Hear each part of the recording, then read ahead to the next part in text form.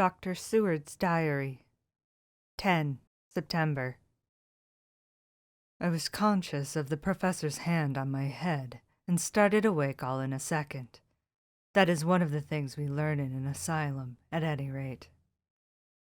And how is our patient? Well, when I left her, or rather when she left me, I answered. Come, let us see, he said, and together we went into the room.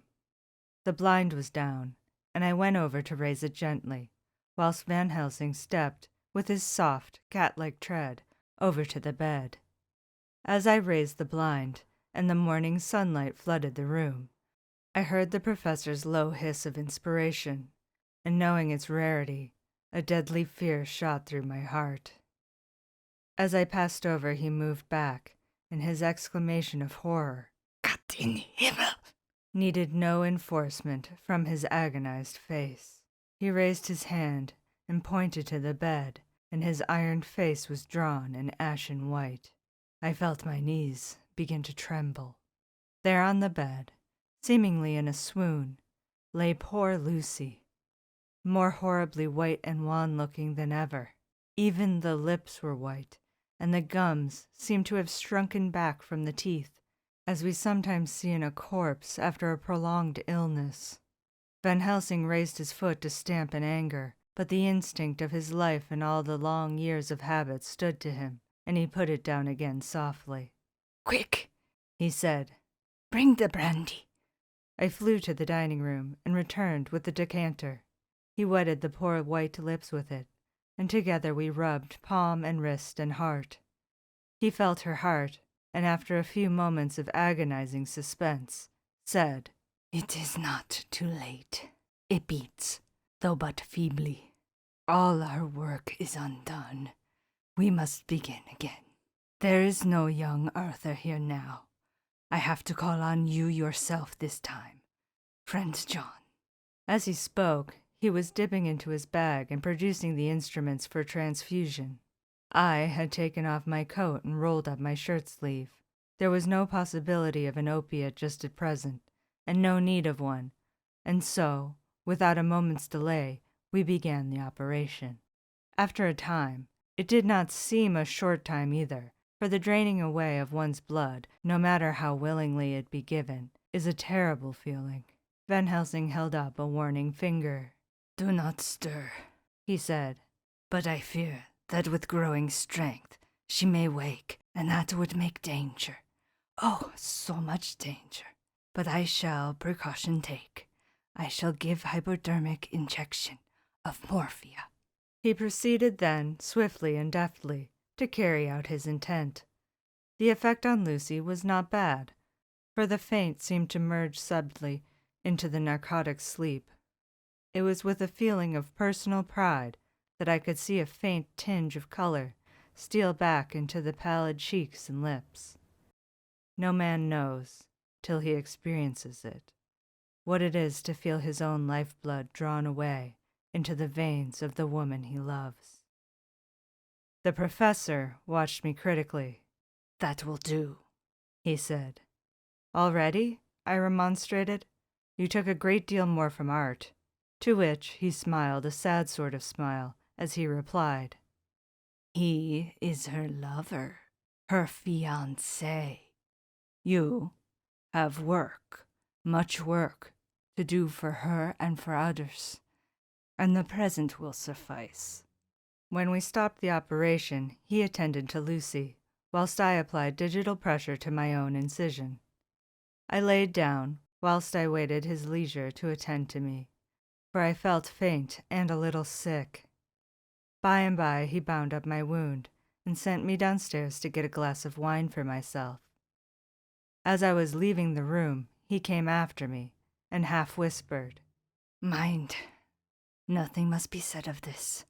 If our young lover should turn up unexpected, as before, no word to him. It would at once frighten him, and enjealous him too. There must be none. So. When I came back, he looked at me carefully, and then said, You are not much the worse. Go into the room and lie on your sofa and rest a while. Then have much breakfast and come here to me." I followed out his orders, for I knew how right and wise they were. I had done my part, and now my next duty was to keep up my strength. I felt very weak, and in the weakness lost something of the amazement at what had occurred. I fell asleep on the sofa, however, wondering over and over again how Lucy had made such a retrograde movement, and how she could have been drained of so much blood with no sign anywhere to show for it. I think I must have continued my wonder in my dreams, for, sleeping and waking, my thoughts always came back to the little punctures in her throat and the ragged, exhausted appearance of their edges, tiny though they were. Lucy slept well into the day, and when she woke she was fairly well and strong, though not nearly so much so as the day before. When Van Helsing had seen her, he went out for a walk, leaving me in charge, with strict injunctions that I was not to leave her for a moment. I could hear his voice in the hall, asking the way to the nearest telegraph office. Lucy chatted with me freely, and seemed quite unconscious that anything had happened. I tried to keep her amused and interested. When her mother came up to see her, she did not seem to notice any change whatever, but said to me gratefully, "We owe you so much, Dr. Seward, for all you have done, but you really must now take care not to overwork yourself. You are looking pale yourself. You want a wife to nurse and look after you a bit, that you do." As she spoke, Lucy turned crimson, though it was only momentarily, for her poor wasted veins could not stand for long such an unwanted drain to the head. The reaction came in excessive pallor as she turned imploring eyes on me. I smiled and nodded, and laid my finger on my lips. With a sigh, she sank back amid her pillows. Van Helsing returned in a couple of hours, and presently said to me, "Now you go home, and eat much, and drink enough. Make yourself strong. I stay here tonight, and I shall sit up with little miss myself. You and I must watch the case, and we must have none other to know. I have grave reasons. No, do not ask them. Think what you will. Do not fear to think even the most non-probable. Good night." In the hall, 2 of the maids came to me and asked if they or either of them might not sit up with Miss Lucy. They implored me to let them, and when I said it was Dr. Van Helsing's wish that either he or I should sit up, they asked me quite piteously to intercede with the foreign gentleman.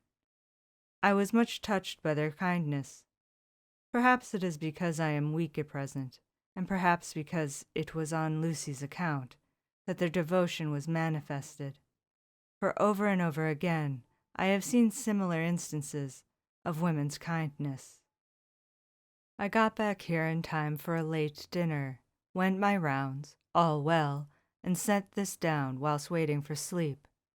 It is coming.